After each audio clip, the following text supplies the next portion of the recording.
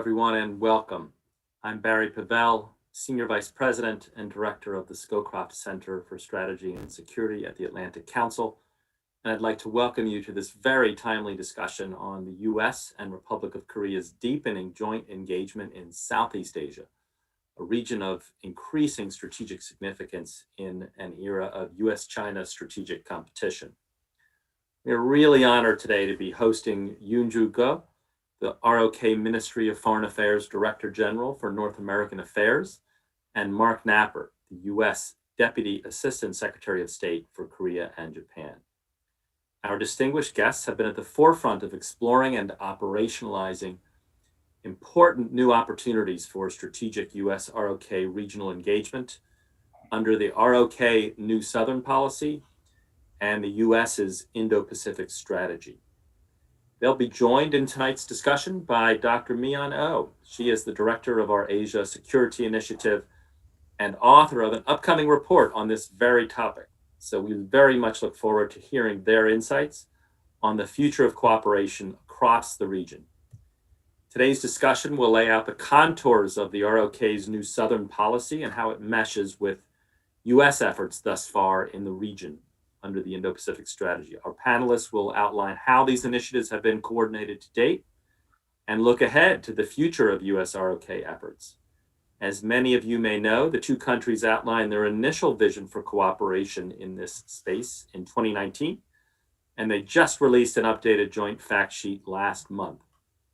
As we see how their efforts have evolved over the past year, particularly in response to the pandemic, we look forward to seeing our alliance continue to play a more active role in the Indo-Pacific moving forward. And as the Biden administration policy unfolds next year and beyond, and as the US-China rivalry continues to change, how might this really important bilateral joint set of efforts in Southeast Asia help advance both countries' interests and the interests of the alliance in new ways?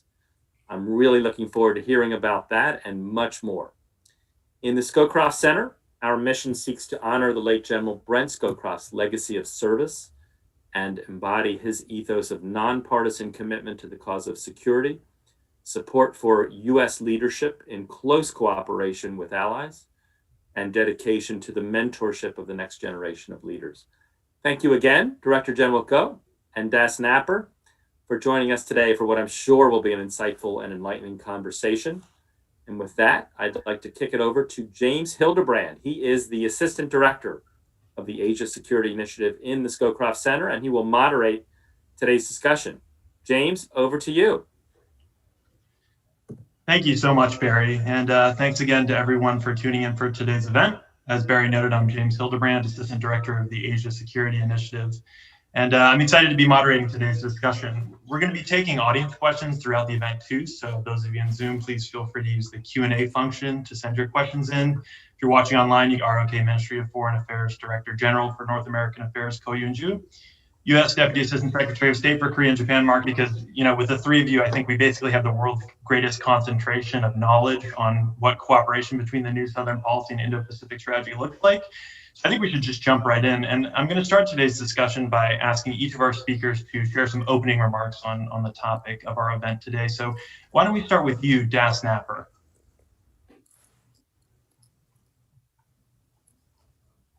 Okay, well, thank you very much, James. Thank you, Barry. Thank you to the Atlantic Council for hosting this virtual event. It's really great, as always, to see Dr. O and of course, to see my very good friend and counterpart and colleague, Director General Ko Yoon-Ju. So it's really wonderful to be here and a very special opportunity for us to talk about this, what I consider to be one of the signature achievements of our bilateral relationship in the year 2020. Sort of deepening our cooperation and collaboration between our Indo-Pacific strategy, between South Korea's New Southern Policy.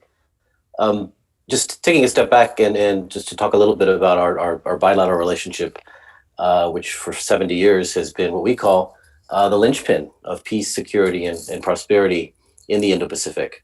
Of course, this relationship began on the battlefield during the Korean War and has evolved over the years to become a relationship that is based on mutual trust, based on shared values of democracy, human rights, rule of law.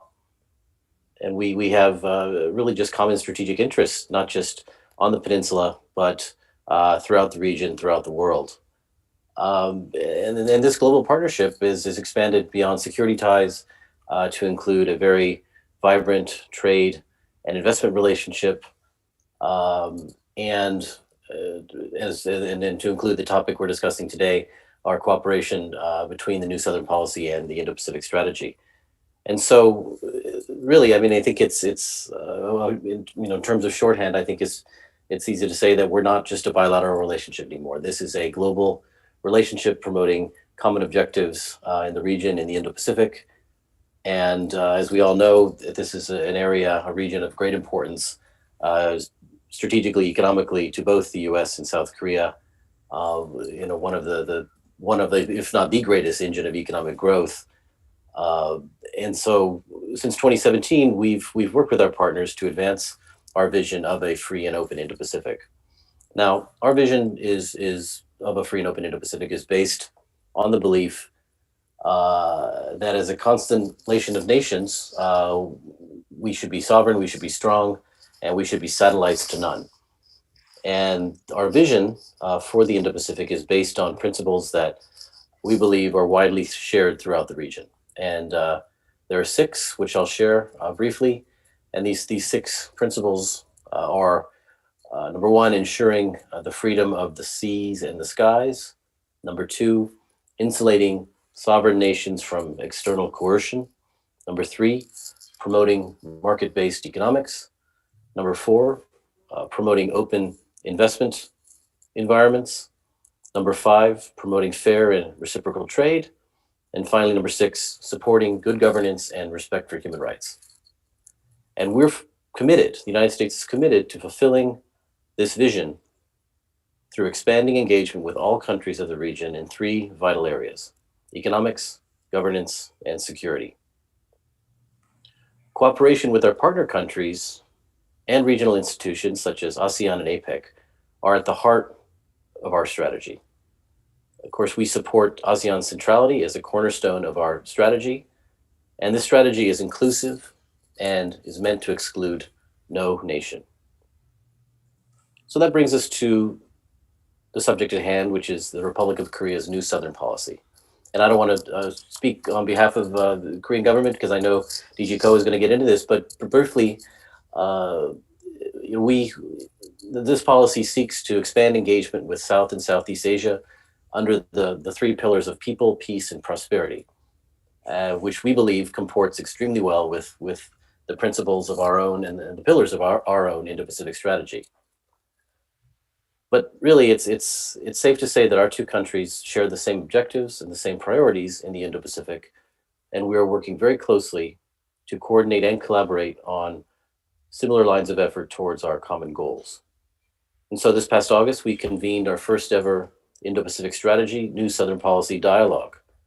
And the level and breadth of the conversation were truly impressive. We had experts from across each of our governments' interagencies, speaking in depth on how complicated issues like cybersecurity, law enforcement, regions like the Pacific Islands, complicated as they may be, nonetheless, our 2 governments were able to sit down and really talk in an open and concrete way and figure out how to move forward on coordinating our cooperation in these areas. And I think this really is just as good a sign as any that our relationship, our bilateral relationship, is a mature one, and it's one in which we are able to discuss anything, complex issues in an open and really frank way. And so, as Barry said, on November 13th, we released our 2nd annual comprehensive joint fact sheet with South Korea. And this fact sheet, which I commend to all of you to check out, but this fact sheet lays out the many ways our 2 countries are working together, focusing on enhancing economic prosperity, championing good governance, and investing in human capital, as well as ensuring peace and security throughout the region. Now, on the subject of enhancing economic prosperity, the US and the ROK recognize that market-based economic systems, private sector finance, adherence to the rule of law, and open investment environments are what drive the Indo-Pacific region's prosperity. And building upon a whole of government cooperation between the US and the ROK, we seek to strengthen our economic cooperation in the region, particularly in the areas of development, energy, and infrastructure, because we believe that these areas reinforce and maximize the efforts of our two countries as we focus on a stronger Indo-Pacific. Now, turning to investing in human capital and championing good governance, we are focusing on the growing importance of bolstering the well-being, livelihood, and welfare of the people in the region. And we've significantly invested in these areas in both South and Southeast Asia in terms of development assistance, as well as private sector-led investments. And the goal of this is to provide the people of these regions with the skills and the resources needed to participate in the global economy, as well as to create the conditions for self-reliance. Finally, the New Southern Policy and our Indo-Pacific strategy share the goal of ensuring peace and stability. So we are strengthening our bilateral cooperation to support partners in the region to overcome diverse, non-traditional security challenges. So as we look towards the future and at all of these expanded avenues of cooperation, my government is incredibly optimistic about the US-ROK alliance and not just where we've been, but where we think we can go. And what's important to remember is that what's made this alliance so special is that we share together such widespread, deep, and enduring support in both countries across the political spectrum, regardless of administration, regardless of which party is in power. Because this is an alliance that is fundamentally built on the fact that our two people share the same values. We share a deep and abiding love for democracy, for transparency, and for freedom. And these, we believe, are the common principles that will advance our alliance as we continue to navigate the challenges of this century and will help us to, together, ensure a peaceful and prosperous and secure Indo-Pacific region for everyone. Thank you very much. Thank you so much, Dasnapper. That's an extremely helpful overview of cooperative efforts to date and really the strategic vision for them. I'd like to turn now to Director General Ko. DG Ko, I had the pleasure of hearing you speak about the New Southern Policy recently as part of the National Bureau of Asian Research's Next Gen US-ROK program. So I feel very lucky to have the chance to hear some more from you on this topic. So over to you for opening remarks. Thank you, Mr. Hildebrand. Nice to meet you again.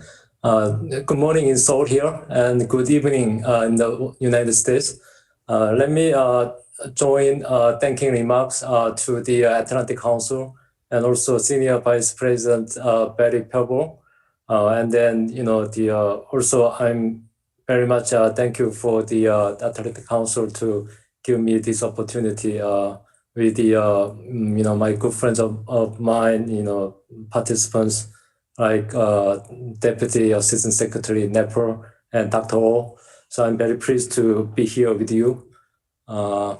I'm very honored to present Korea's view on the Korea-United States cooperation on the New Southern Policy and Indo-Pacific strategy. Let me start with how the New Southern Policy and Indo-Pacific strategy cooperation began.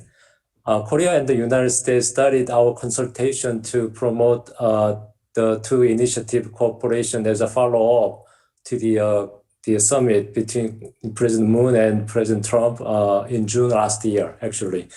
In this summit, President Moon expressed Korea's intent to pursue harmonious cooperation between the two policies. Since then, we have made substantial progress as elaborated in the two joint fact sheets published this year and last year. Before I move on the more details, I'd like to give you a brief summary of the Korea's New Southern Policy. President Moon launched this policy in 2017 to elevate Korea's relationship with ASEAN countries and India to another level.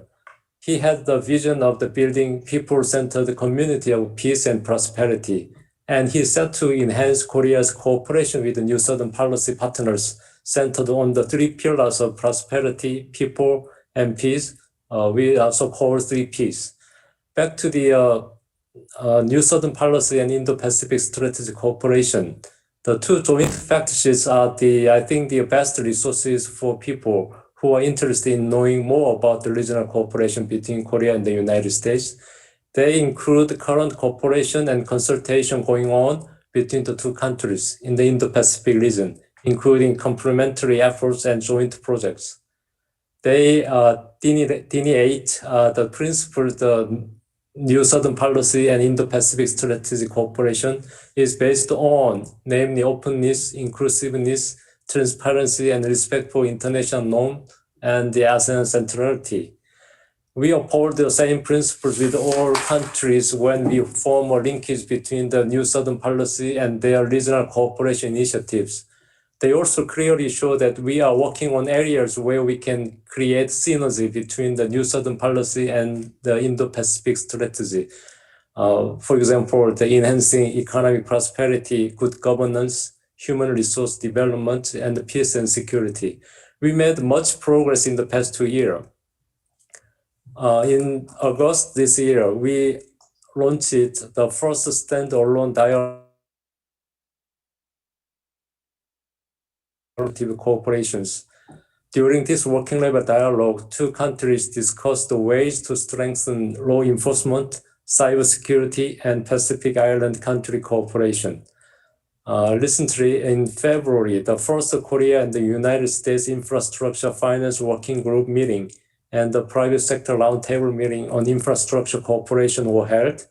Areas of cooperation have expanded too. COVID-19, countering transnational crimes, counter narcotics, cybersecurity, marine environmental protection were added to this year's fact sheet.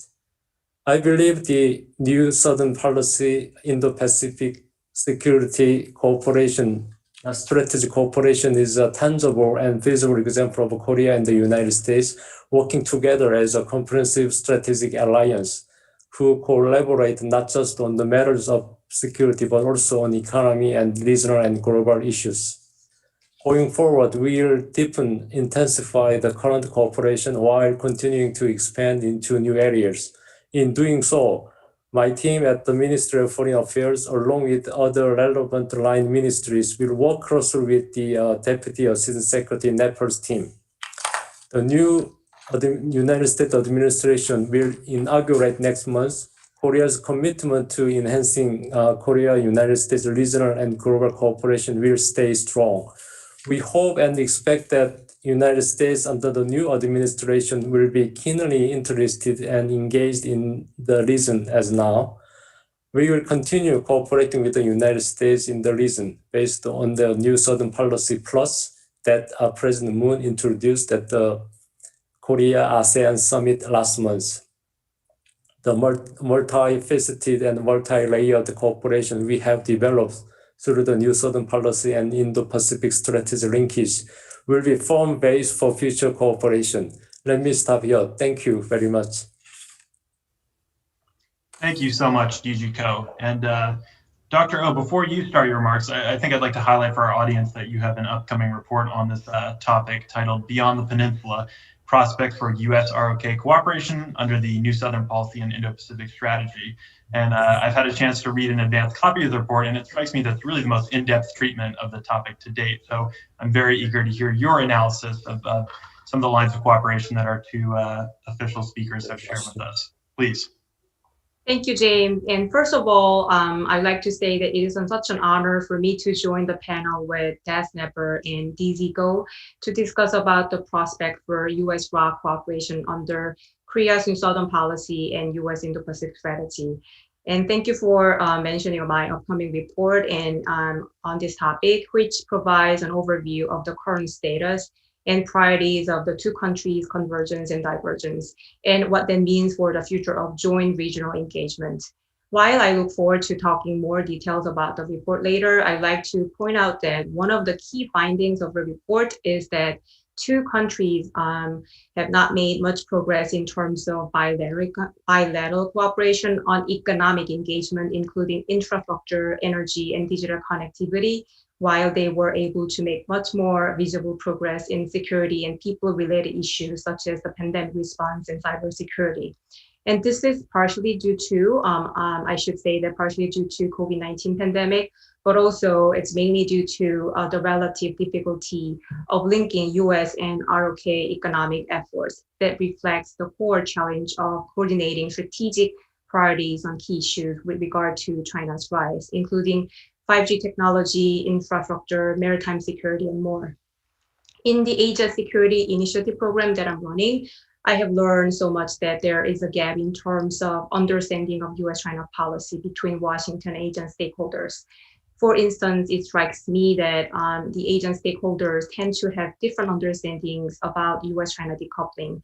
Also, I have learned about the dilemma from Asian stakeholders that the key US allies like South Korea feel they are being asked to choose between the United States and China on a range of key strategic issues. So before I go into details about New Southern policy and Indo-Pacific strategy, I'd like to talk about the current trajectory of the US-China relations and its implications on US-ROK economic partnership. US-China relations are at one of the lowest points across all domains. COVID-19 pandemic has accelerated the ongoing decline of the bilateral relations even further, making it clear that the relationship has broken fundamentally from the trajectory of the past 4 decades. There seems to be a large degree of bipartisan consensus that the bilateral relationship will continue to be competitive going forward. I think it seems pretty clear that the Biden administration will build a coalition with like-minded countries to respond to the threat of authoritarian regimes. And so the key question is how much Biden's China policy will be different from and similar with that of Trump, and how the administration is going to identify the areas of conflicting versus common interest with China. US policy toward China will have significant implications for how these allies and partners, including South Korea in the Indo-Pacific, reevaluate and adjust their own China priorities and strategies, which will also likely reshape China's strategy toward the United States. Given Korea's economy's high reliance on China and the United States, we know that China has emerged as Korea's largest trading partner, the largest market for Korean overseas sales. But US is still the second largest trading partner and second largest foreign direct investment into Korea. So this Korea is structurally vulnerable to external pressures as the United States and China tensions intensify. Protectionist measures such as export controls, as well as skepticism about globalization in the US government are creating significant challenges to Korea, which remains deeply involved and heavily dependent on trade.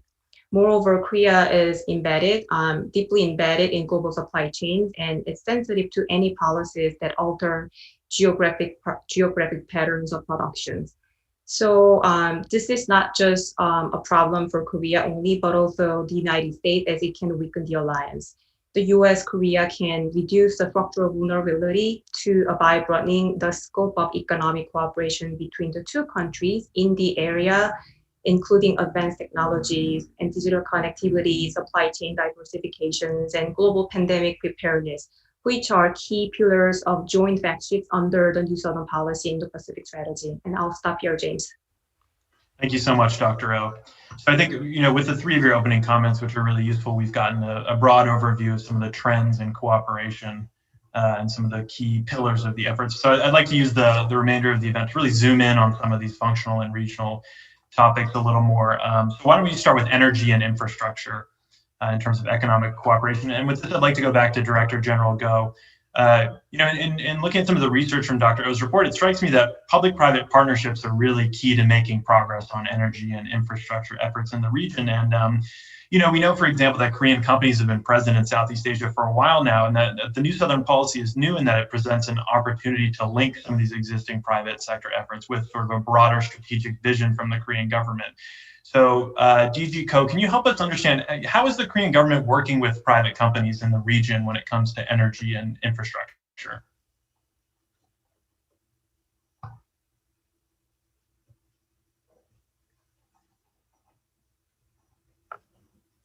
Yes, thank you for the question. I think in the ASEAN region, there are a lot of the Korean companies already penetrated in the market.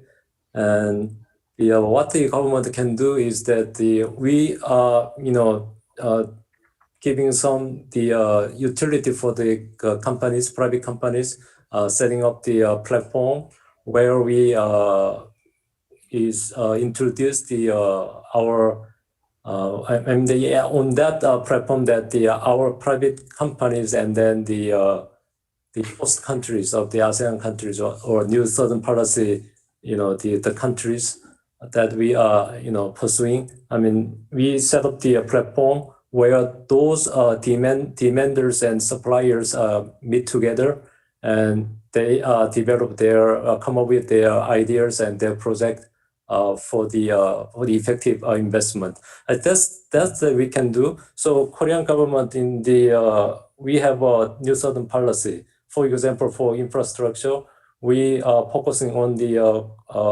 cooperation for rural and city infrastructure program and development. So we set those initiatives, and then we engage with that initiative with the host countries of ASEAN countries. Like they have their own program, like for example, ASEAN Smart City Network or the master plan on ASEAN's connectivity. So we set up our own government platform where private companies, Korean private companies, we introduce their technologies, their skills to that the ASEAN program. And ASEAN program, that is the demanders. They are checking out our private companies, the capabilities and their ideas and their technologies. I mean, those kind of, giving us some platform network for private companies and their host countries. That is that our government can do. That is kind of matchmaking between demand and supply. And also we further promote our private companies' investment in that region, especially on energy and infrastructure, by supporting the financing. So we try to cooperate with the United States. For example, Korean government, we have Export-Import Bank and the United States International Development Finance Corporation. So they have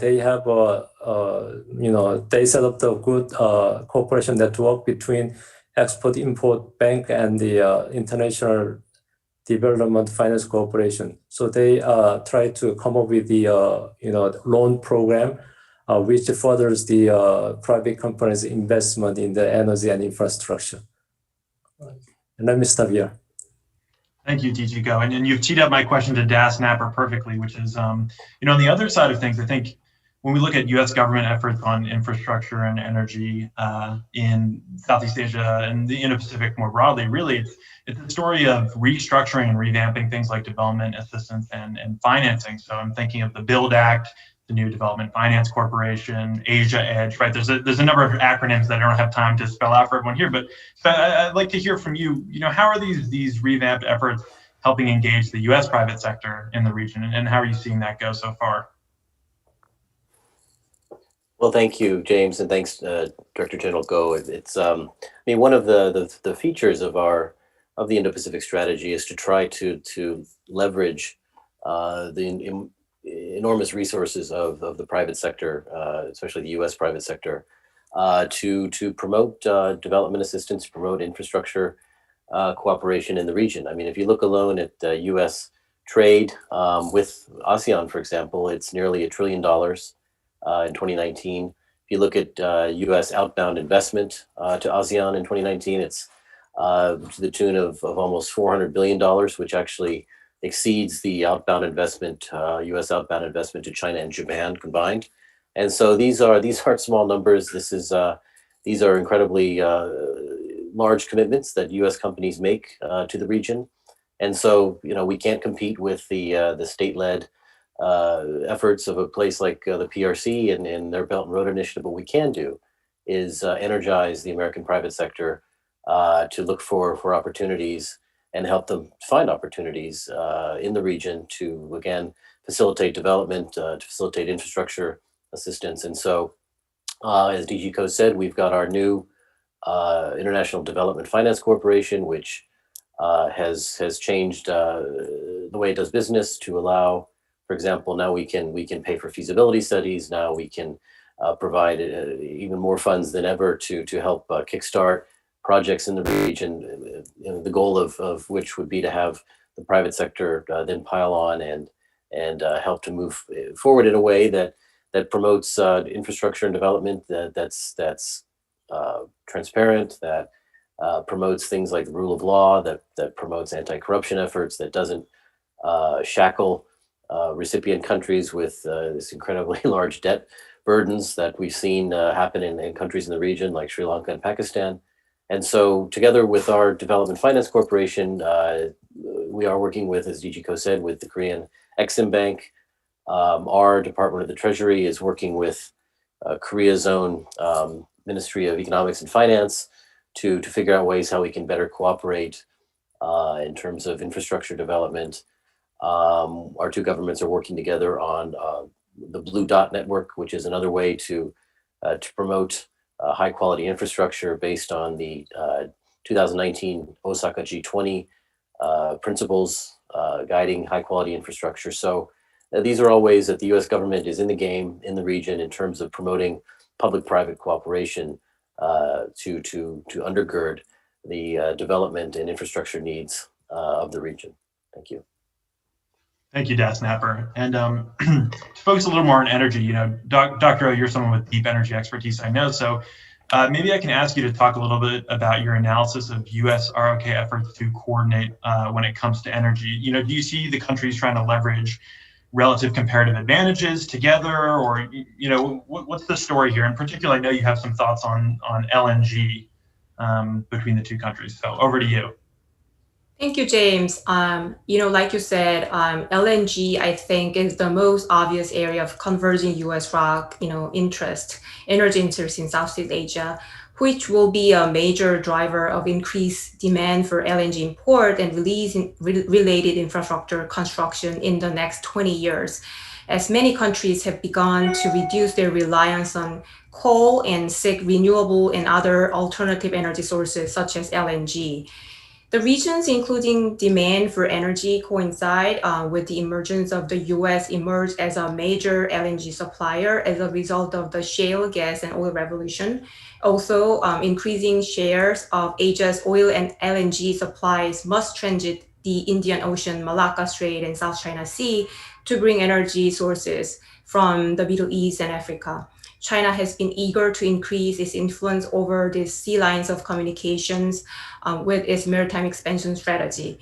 So it is significant to the US national interest to counter China's maritime expansion in the South China Sea and elsewhere, and to reduce the region's reliance on import from politically volatile countries. And therefore, LNG has a key role to play in the Indo-Pacific strategy.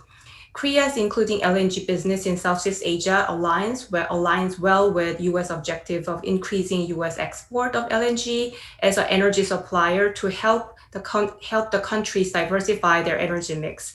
In particular, Korea seems well suited to work with United States to supply technical expertise in the energy midstream sector, such as building LNG terminals, as well as in the downstream sector, such as building power stations, where Korea has a comparative advantage over the United States. Since 2019, Korean firms have made a push into Southeast Asia's LNG terminal construction business, particularly in Vietnam and Thailand, seizing on the opportunities created by the government initiative to make imported LNG a significant source of power generation. I'd like to point out two countries briefly. So Vietnam is a key opportunity for US-ROK LNG efforts. In July 2019, KOGAS, a state enterprise, signed an MOU with Energy Capital Vietnam, a US asset management company focusing on Vietnam, to develop an LNG gasification terminal, storage gas supply system in Vietnam.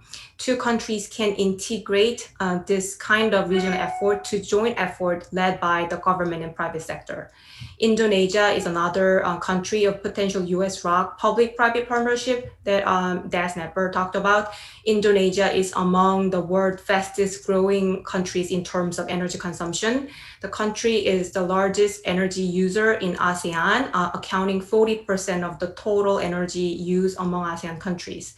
currently coal account for almost 1/3 of the energy mix. And under the President Jokowi, the administration aims to have 23% of the energy coming from the renewable sources by 2025. And this really means that that would require deregulation of the energy sector, promotion of the public-private partnership, and also effort to address foreign direct investment. Korea has been cooperating with Indonesia on natural resources since 1979 and has expanded bilateral cooperation to a wide range of energy sectors. United States has also actively expanded and supported renewable energy efforts in Indonesia, and Asia Edge has mobilized $806 million in public and private investment for 11 renewable energy projects in Indonesia, including power grids, wind farms, and energy conservation. So I think the key is to establish a mechanism for public-private partnership to enhance bilateral energy cooperation in targeted countries and targeted energy projects such as LNG in Vietnam and renewables in Indonesia. The bilateral public-private partnership mechanism can provide cooperative platforms to resolve issues involving multiple stakeholders, such as when the local governments regulations hamper or delay foreign investment and joint venture in consortium. I'll stop here. Thank you, Dr. And all three of you have really hit on public-private partnerships. So I'd like to turn to another area outlined for U.S. cooperation that the private sector plays a key role in when it comes to the new Southern Policy and Indo-Pacific strategy, which is the digital economy, which is really a broad topic that covers everything from trade and infrastructure and beyond. So, broad topic, but I think discussions of digital connectivity in recent years have really been all about 5G, which I know is a difficult issue for many U.S. allies and partners around the world, and particularly in the Indo-Pacific. So the key question here is, how have we seen the U.S. and ROK work to navigate the issue of 5G when it comes to cooperation on the digital economy, perhaps particularly in light of the most recent senior economic dialogue between the two countries? And I know this is a tough question, so maybe I'll go back to Dr. O first for her take. Okay, I'll try, James. And maybe I think it is helpful to start here by speculating what part of ISP, Indo-Pacific strategy, will carry over the Biden administration. And there seems to be a large degree of bipartisan consensus, as I mentioned during my opening remarks, on the threat of rise of China. And I'd like to mention briefly that Kurt Campbell, he spoke at our conference last week that strategic patience with China did not work. And then the Biden administration is likely to compete and control China through a broader set of arrangements with allies and partners. And I think it's likely for us to see part of the Trump administration's Indo-Pacific strategy carrying over into Biden administration, such as its effort to realign global supply chains, to reduce reliance on China, and to build a coalition of trusted partners to respond to the rise of China, particularly in the field of advanced and emerging technologies like 5G and data security, which is directly related to US national security. On technology, I think it's too early to tell whether Biden will target specific Chinese companies like Huawei, as President Trump did. However, it is likely that Biden administration will create and expand the level playing field for 5G by adding more players. And by doing so, it could minimize the power of Huawei and diversify the market for 5G. As you said, this issue of 5G and US-China technology competition present Korea's growing dilemma that Korean firms are likely to gain in terms of the global market share in 5G. Related industry from Huawei's lost share in the long term, which will be at the expense of short-term business and growth from Huawei and other Chinese tech firms. And I hope that US and Korea should consider establishing a steering committee that consists of experts from strategic industries and policy community to offer a platform to discuss how to reconcile national security concerns with economic security. And this bilateral effort could eventually be linked to emerging multilateral efforts to coordinate world leading democracies on 5G. I'll stop here. Thank you, Dr. O. Das Napper, any thoughts on Dr. O's analysis or any key takeaways from the most recent senior economic dialogue relevant to the digital economy? Yes, thank you. And I really appreciate what Dr. O said. No, I think the US and South Korea are uniquely positioned to cooperate on issues related to not just the digital economy broadly, but 5G in particular. And partially this is because of just our shared values of democracy, our shared commitment to openness and transparency, our shared desire to ensure that our citizens and our government's data it moves around securely and safely, and that our intellectual property is protected. And so, based on these fundamental principles, shared values, we do cooperate very well in the digital economy space for the common goal of promoting a technology ecosystem that's built on trust and openness, and security and reliability of data. And so we discuss the issue of 5G all the time. This is a subject that we talk about here in Washington and in Seoul, and absolutely it was a feature at the recent the fifth senior economic dialogue that we held virtually. And our undersecretary for economic affairs, Mr. Keith Kroc, for him this issue is prominent on his radar, and discusses it quite in depth with his counterpart, Second Vice Minister Lee Tae-ho from the Ministry of Foreign Affairs. And so we do have very frank and open conversations, and certainly share the goal of ensuring that our citizens' data and our citizens' privacy and our government's security are all protected as we continue to build out our 5G infrastructure, not just in our own countries, but certainly throughout the region. Thank you so much. That's very useful context. Director General Ko, is there anything you'd like to add on the topic of digital economy and 5G cooperation? I think Das Napper very good summarize the current status of cooperation between Korea and the United States on the digital economy, in particular the 5G.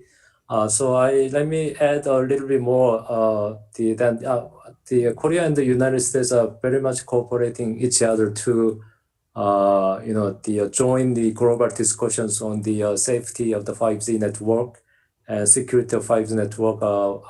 Last year, the United States led the conference, the Prague 5G security conference in Czech. And so the Korea is jointly participated, and this year also we participated and in the global discussions for 5G security organized by mainly by the United States. Also last year we jointly organized the 5G security seminar in Thailand. So we jointly organized that seminar, and then we made the kind of awareness campaign, how important the security when you choose the 5G technology, even though we didn't specify a certain technology is not secure, but anyhow, we give the objective scientific information and discuss and provide the platform for the stakeholders join the discussions. So let me summarize that we have very much frank discussions about the 5G security issue, and also we are very much cooperating with each other in the global discussions for the 5G security as an awareness campaign. Thank you. Thank you so much.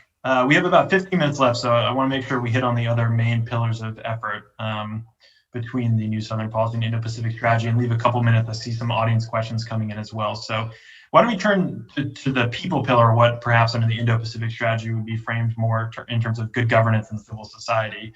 And I'd like to go actually right back to Director General Go on this one, which is, how much of the New Southern Policy Plus is about COVID-19? It seems like it's a big piece, but if you could help us and our audience understand, was the announcement of New Southern Policy Plus basically an expansion of NSP to include the developments created by the COVID-19 global pandemic crisis, or is this really, should we understand this as a transformation of the strategic objectives of the policy?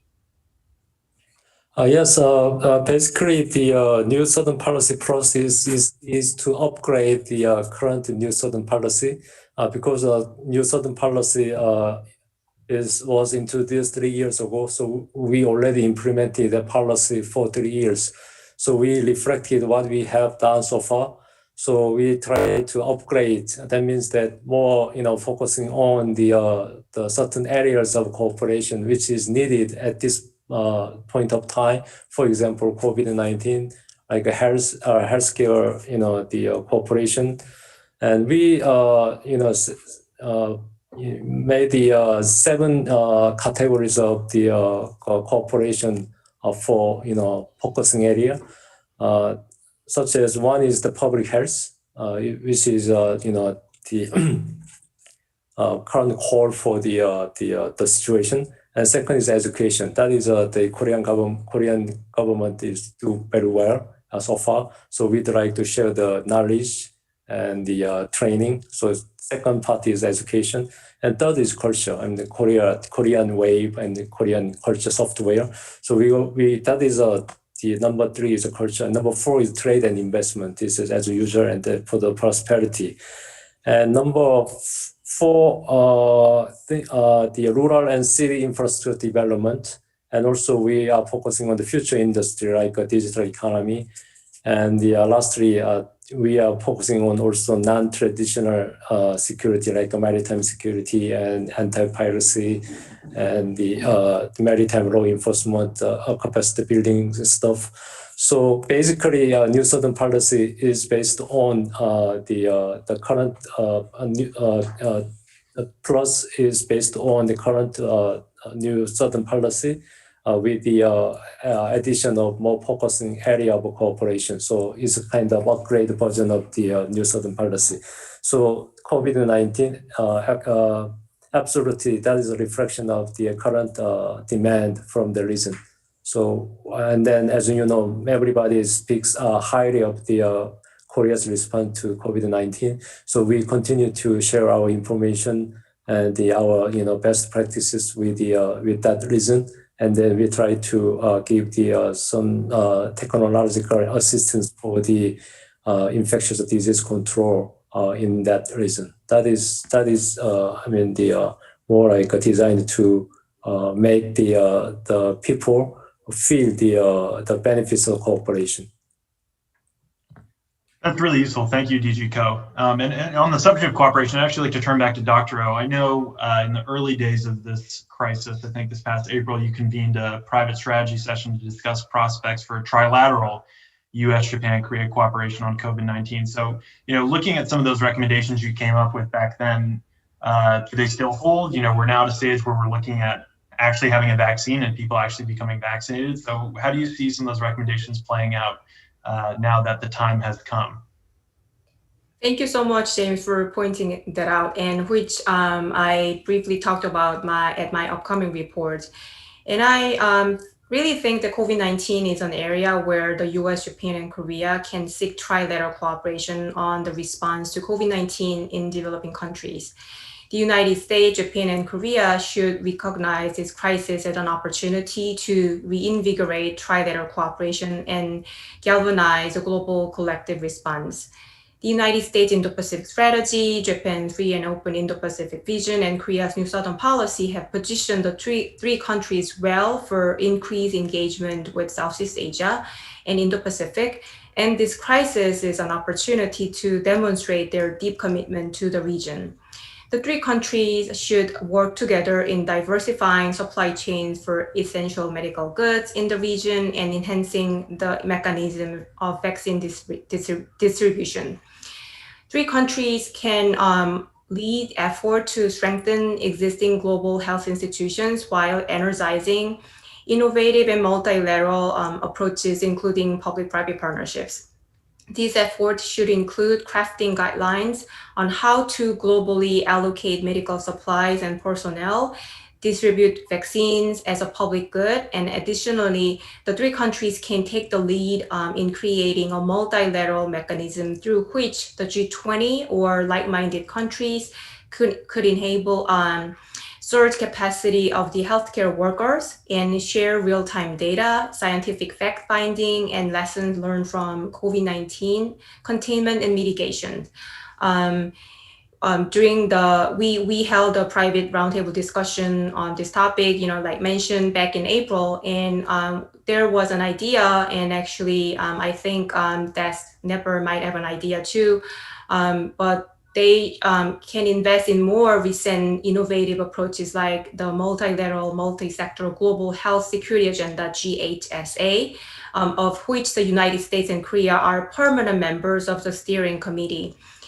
And there is no existing mechanism for trilateral cooperation on public health for 3 countries. And if Japan joined this GHSA, the 3 countries could pursue immediate actions to improve the global health security coordination efforts, including strengthening public-private partnerships on vaccines. And I think maybe 2021 Tokyo Olympics can be used as a symbolic deadline for trilateral cooperation on public health to achieve initial key objectives. Thank you, Dr. O.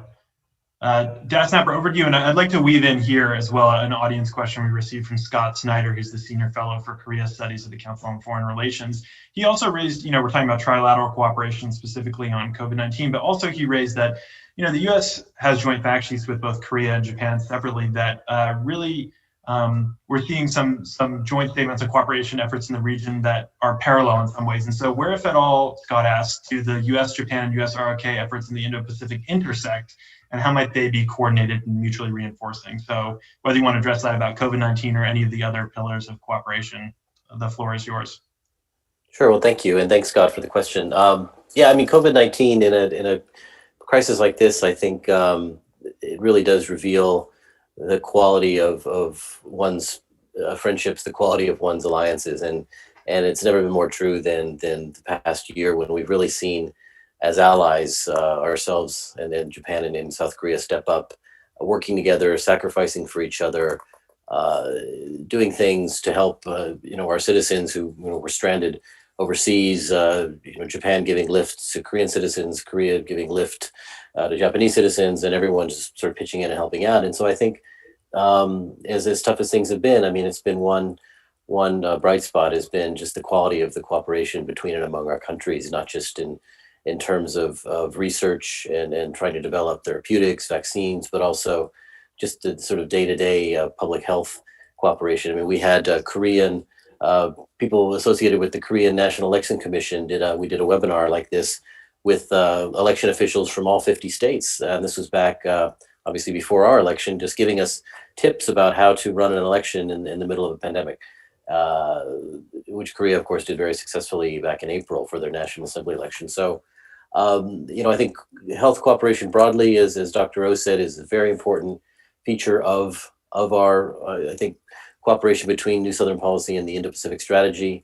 And I think absolutely, as Scott Snyder suggested, there are clear overlaps between what we do with Japan and what we do with Korea. And I think my hope is to be able to take the next step at some point and find those, whether it's like a Venn diagram or whether it's the touch points, between and among the 3 of us. But, resources are limited. And when we look at what we're trying to do in Southeast Asia, in terms of development assistance, what we try to do in Africa, in terms of things like electrification, promoting access to clean water, these are all efforts that USAID, that JICA, that COICA, our development agencies are all working on. And so we absolutely should be looking at what are we doing, and how can we avoid redundancy? How can we avoid duplicative efforts? And we have had in the past, AID, JICA, and COICA have had trilateral meetings. I think the most recent one might have been a year or 2 ago, as a way to deconflict and ensure that we're all pulling in the same direction. So I'm very optimistic that we can, and frankly, I believe we should be able to find ways trilaterally to promote our shared goals for the Indo-Pacific region. Great. I'm sure everyone would be happy to go to Tokyo 2021 Olympics fully vaccinated. Strategic cooperation, it covers such a broad number of areas that I'm going to ask the audience to forgive me for jumping to the final one here, because we're in the last few minutes, and that's peace and security. And here, I think I'd like to zoom in a little bit on maritime security specifically. Of course, the US and ROK have outlined a really broad slate of cooperation that DG Co highlighted at the start: counting transnational crimes, counter narcotics, maritime security, cybersecurity, marine environmental protection, water security, and disaster response and preparedness. But let's look at maritime security a little more closely. And I'd like to go to DG Co again for this. Really to ask, where does maritime security fit into the new Southern policy? You know, based on some research, it sounds like the ROK has really had a key role in providing some material support and capacity building in the past, but we're seeing some more operational roles in things like anti-piracy efforts with the United States. So what should we expect moving forward in terms of Korea's role in Southeast Asia? Yes, I think we share the interest in the capacity building in the ASEAN countries, because those are coastal nations are just nearby the international sea traffic route. That is very important. It's coming from the Middle East. The energy traffic route is going through the Middle East through to those areas and the Korean peninsula and Japan. And then to the United States. So I think that sea route, the sea route governance by the coastal nation is very important, and that is the interest of the ASEAN countries and also Korean government as well, because we are heavily dependent on that traffic route. So I think making the coastal nations capacity building on the maritime law enforcement is very important and a common interest. So that's why we are very much actively engaged in the capacity building assistance with those countries. For example, we provided 27 retired battleships to those countries so far, and then we getting their maritime law enforcement officials to Seoul and give them the training for enforcement. And we are doing many things for anti-drug, trafficking, things, and and also scientific, the investigation technologies, techniques. Those are knowledge sharing program we are maintaining with those countries. So in the future, I think we have our new Southern policy, and United States Indo-Pacific strategy. Japan has their own initiative. Also, European countries like France and Germany and Netherlands, they also issued their Indo-Pacific strategy. So I think all the like-minded countries and stakeholders of that region, in certain areas of cooperation, they get together and get more consultation coordinations to provide the more concerted or coordinated capacity building program to those areas will be, I think, in the future direction of the cooperation in maritime area. Let me stop here. Thank you so much, DG Co. And I'd like to give the last word to Das Mark Napper, if you have any thoughts on the strategic vision for security and peace cooperation before we close. Yeah, and I'll just pick up on the maritime security thread. I mean, it's interesting, and I think one of the key features of our fact sheet and of our cooperation in the region between the New Southern Policy and Indo-Pacific strategy is looking at non-traditional security threats. And when you look at something like maritime domain awareness, things like providing patrol boats to promote MDA, things like providing radio and radar. I mean, traditionally, this has been to allow countries to protect their sovereignty, to protect, to ensure that their territorial waters weren't being encroached upon. But more and more now, it's about things like ensuring that fisheries aren't being illegally exploited by outsiders. And so, what was once a tool, and maritime domain awareness was once a tool for really hard, kind of straight up security issues, is now being used to in terms of non-traditional security issues like protecting fisheries, like promoting environmental protection and that sort of thing. So it's a change that's underway. And so I think really the US and South Korea recognize that non-traditional security challenges, whether it's environmental issues, whether it's piracy, whether it's natural disasters, whether it's cybersecurity, these are areas that are increasingly complex and increasingly challenges that we have to face, and we have to help our partners be better able to face. Well, thank you so much for those closing remarks. We're out of time here, but I think I'll just wrap up by once again thanking our fantastic panel, Deputy Assistant Secretary Mark Napper, Director General Yoonju Ko, and of course, Dr. Myeon Oh. Thank you so much for joining us, and please stay tuned for the release of the Asia Security Initiative's upcoming report. And maybe we'll see you all in 2021 after the next joint fact sheet comes out. Thank you.